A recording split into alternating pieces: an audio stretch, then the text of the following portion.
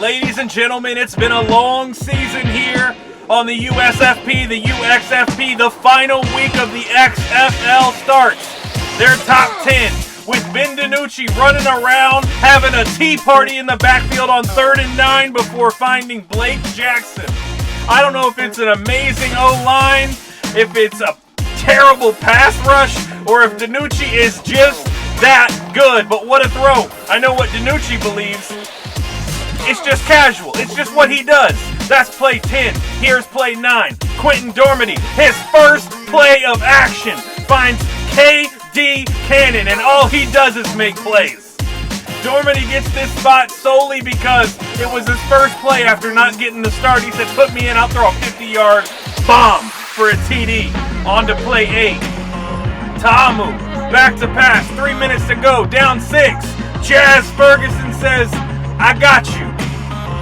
What a catch over a defender, holding on with one hand, Odell Beckham style. A great play by Ferguson, and we'll visit what happens after this in a few plays. But first, on to play 7. More DiNucci and more of this fella. Josh Gordon again. Bang! Sideline catch. I feel like it's every single week with this guy. Toe tapping. Beautiful catch in the all-orange as Seattle would secure the final playoff spot with their dominating win over the Vipers. On to play 6. McCarron finds Darius Shepard one-handed, spinning in the end zone. St. Louis put up a fight on offense, having an amazing day. Amazing catch. You'll see much more of them as we continue.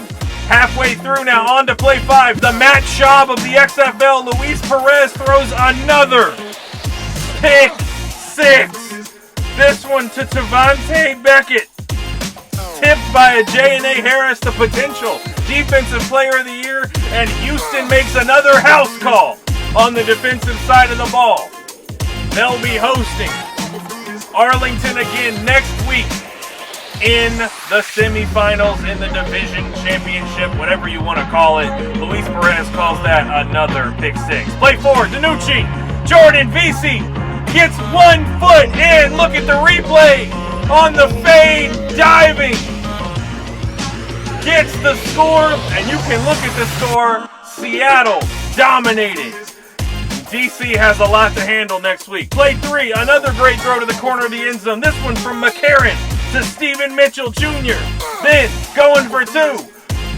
All day like DiNucci in play 10, and finds Mitchell over 3 Guardians defenders. First, the amazing catch to get the touchdown. Falling backwards over a defender. Mitchell has made plays all year, and this was no exception. And then, our final look at the Battlehawks sees McCarron finding him in the back of the end zone. Unfortunately, not enough to get into the playoffs. Play 2. This was after that catch by Ferguson. Jordan Ta'amu, the rightful MVP of the XFL season. We don't know if he'll get it. Calls his own number with less than 3 remaining to get the game-tying touchdown on a quarterback run. But that's not all. They need 1 more point to get the win. How about you run the same play but the other way? Boof! Running through defenders. He would drop the ball, but he did cross the line first. Ta'amu not only runs for the touchdown, but runs for the 1-point conversion that would ultimately give the defenders a win, their 9th win. They host a playoff game next week for a chance to go to the championship. But play 1, we knew this when it happened. Mac Brown, again, a punter, throws it deep, caught by Jordan Thomas, and he could juke and go all the way. Mac Brown does it again, and we knew this had to be the top play the second we saw it, no matter what else happened this weekend. And Mac, we appreciate you liking our post last week. We'd like to offer an official invitation. You are too awesome. We've had punters interviewed on the podcast before. Matt White, Brock Miller, please come be the 3rd. You are amazing. This was amazing. Top play week 10. We'll see you next time.